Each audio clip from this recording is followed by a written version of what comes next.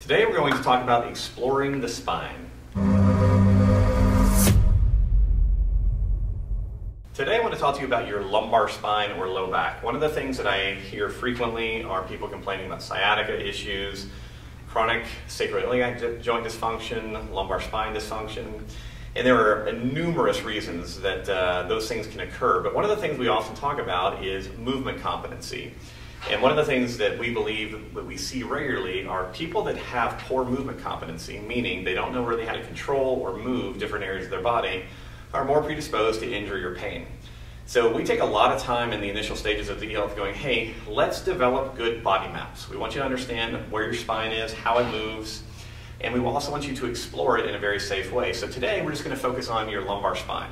So your lumbar spine, basically the way I want you to think about it, if you find your hip bones and come all the way back to find those dimples on the back, that's the top of your sacroiliac joint. So about one hand's width up from those dimples is roughly where your lumbar spine is. Now, your lumbar spine is capable of a lot of different motions. However, the motions are small, and that's one of the things we see a lot.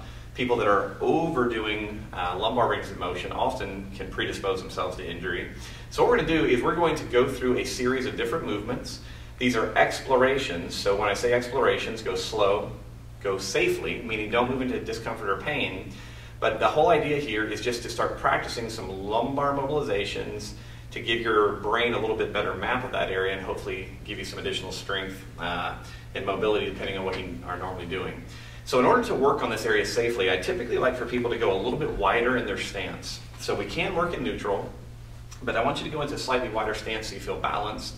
And we're going to bend the knees slightly. Now from here, we're just going to lean or get nice and tall, lengthen up the spine.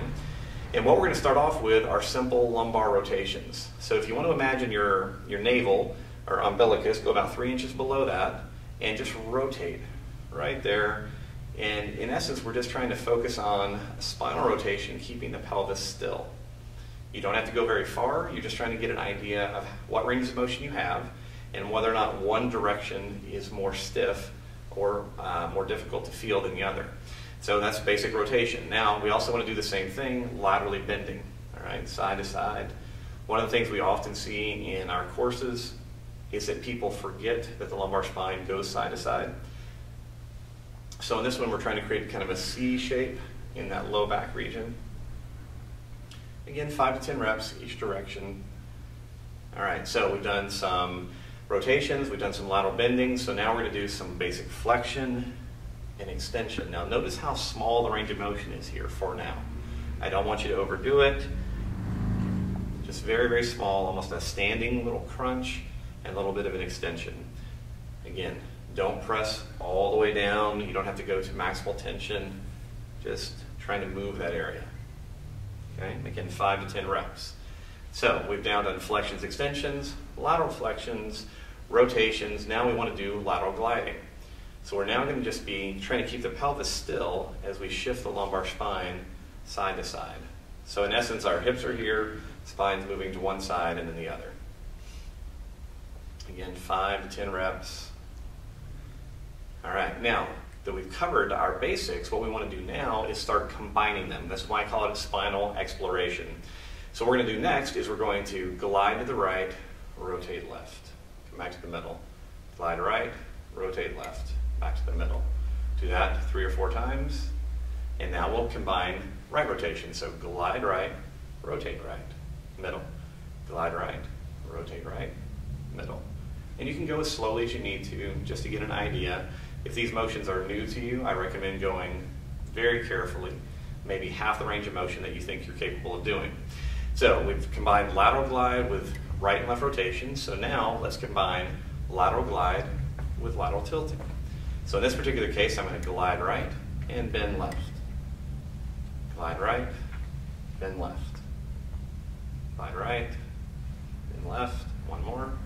Glide right, bend left. Now we'll do glide right, bend right.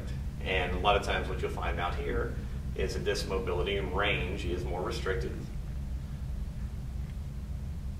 One more. Glide right, bend right. All right, so we've combined now lateral gliding with rotation, lateral gliding with right and left lateral flexion. Now we're going to glide right, flex, extend. middle. Glide right, flex, extend, middle. 2 more. Flex, extend, glide, flex, extend. All right? We can obviously do that all to the other side as well. By now, you should already be feeling some significant differences. If you go back and just test your basic ranges of motion, they probably will have improved significantly just by doing the combinations of movement.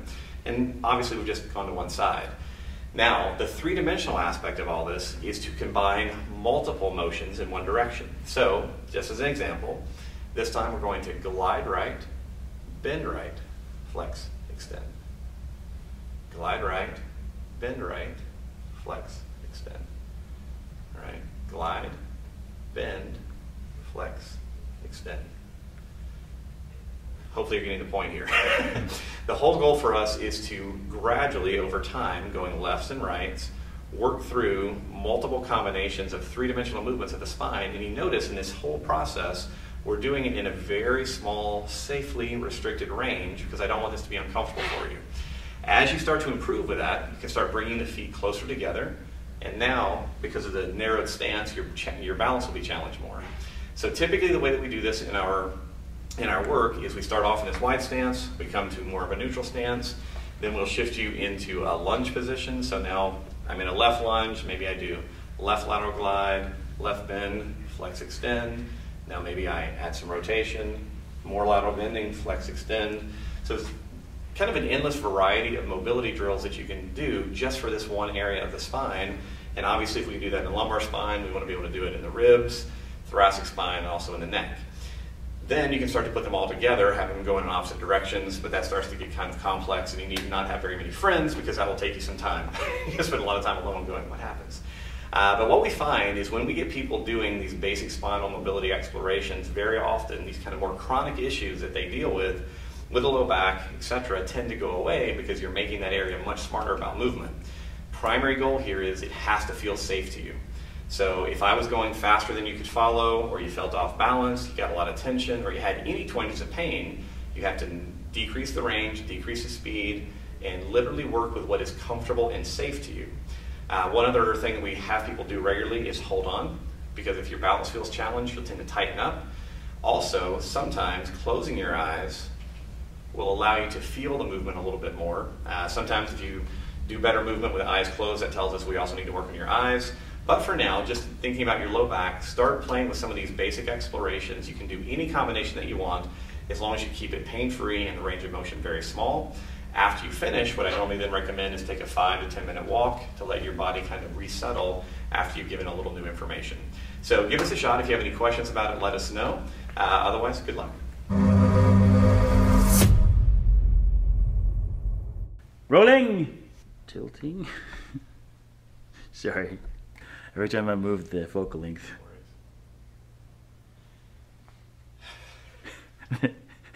That's on me. That's on me. Okay, I'll just tilt this way.